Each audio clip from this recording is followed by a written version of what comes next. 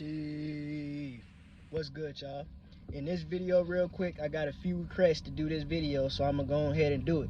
In this video today, y'all, we gonna talk about how to become more lucid, how to tap farther into your dreams, and how to dive deeper into the meanings and things of this nature, y'all.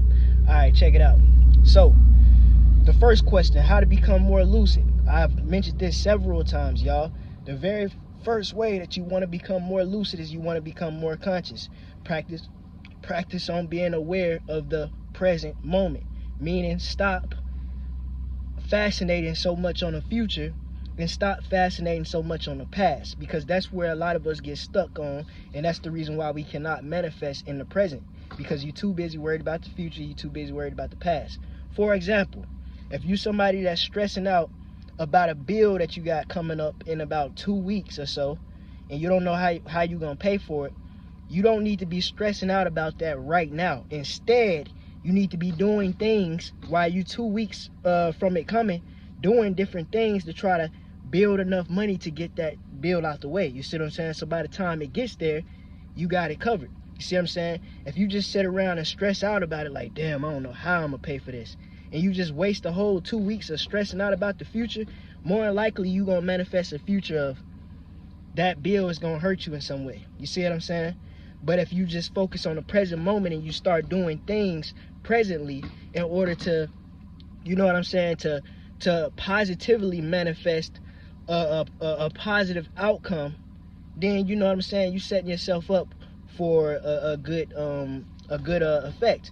Now, if you somebody that's all the time fascinating on the past, things that you know that you dealt with in the past, see, this right here is what really keeps us caught up in the cycle.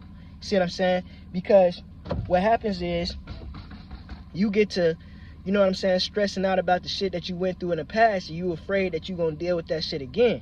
So you keep thinking about it, and this is releasing dopamine in your mind, because it's low-key making you, it's exciting you.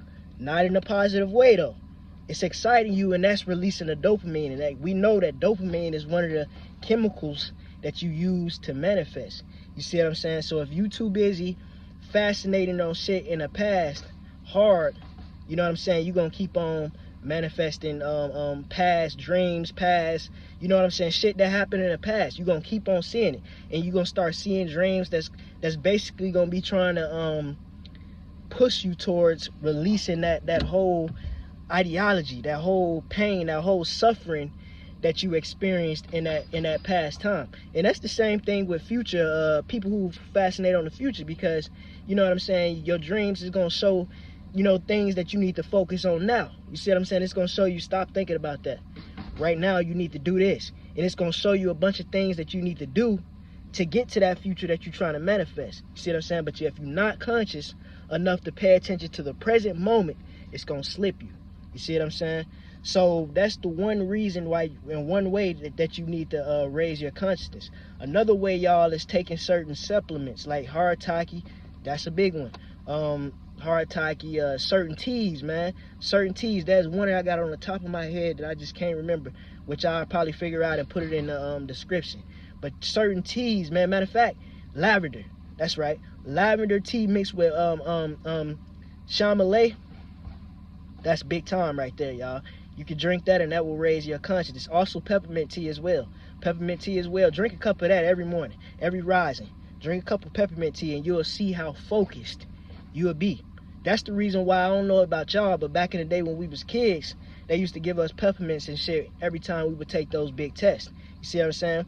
Drink peppermint tea. That shit will help you focus on the present moment as well. Also, sun gazing, y'all. Sun gazing, I would say that's right next to the consciousness part. That sun gazing, especially if you're doing it right, man, do it right.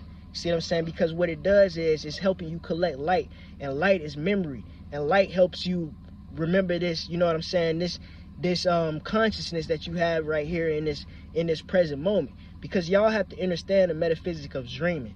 When you're dreaming, your mind and your consciousness leave your body, and you go on to the subconscious. You see what I'm saying?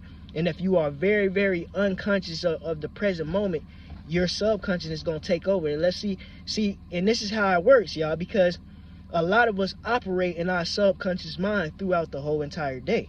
You see what I'm saying? While you doing certain things and you getting certain things out the way, or you at work or whatever, you too busy focused on, you know what I'm saying, well, I said focused. You in your subconscious. You see what I'm saying? You worried about what you're gonna do when you get home. You worried about, you know, this. You worried about that, except for paying attention to what's happening right in front of you. That's another way people get hurt. You see what I'm saying? The same thing happens when you're driving. A lot of my goddesses do this. You will be too big. You will be focusing on something completely other than the road, and you will fuck around and come back to it too late, and you know what I'm saying, run into something. That's another thing. See, when you live out through your conscious day in your subconscious, that means you're gonna also be in your subconscious when you having these dreams, meaning that you're not gonna be in control. You're gonna be kind of just viewing what you seeing. And actually, y'all, I'm gonna be honest with you, that's gonna be the very first step of any type of lucid dream that you have. It's gonna be more of a you just kind of just seeing, viewing yourself. You're not gonna actually be controlling the dream. You see what I'm saying? Controlling the dream is a whole nother level that takes work in order for you to get to that level. You see what I'm saying? So that's some of the ways right there to heighten your consciousness in order to, you know what I'm saying, to become lucid. Because in order to become lucid, you have to become conscious. So in order to become conscious in a dream, you have to practice being more conscious through your waking, walking life. If you do that, I guarantee you within a week, you will be experiencing, you know what I'm saying, highly vivid lucid dreams. Understand that, y'all. Now, a lot of people also ask me, how can I, wait, I already answered this question, but how can you become, another way to become more lucid, let's say it like that, another way to become more lucid in a dream is using certain waking techniques. Like, if you practice, and I've said this several times, if you practice looking at your hand throughout the day to kind of study your hand, study the details of it, study the, you know what I'm saying, study how your fingers is aligned, study how the lines and things is on your hand, study that hard, and do this, you know what I'm saying, as many times throughout the day as you possibly can. What this is going to do is it's going to train your mind to be, you know what I'm saying, to do that in your subconscious. So whenever you hop in one of these dreams, you're going to look at your hand, and 9 times out of 10, something weird is going to happen to your hand. Like, it might start, you know what I'm saying, it might start forming a certain way. It might start, you know what I'm saying, it might start doing something strange. And when you do that, that's how you realize, oh, I'm dreaming. So I can do whatever I want now.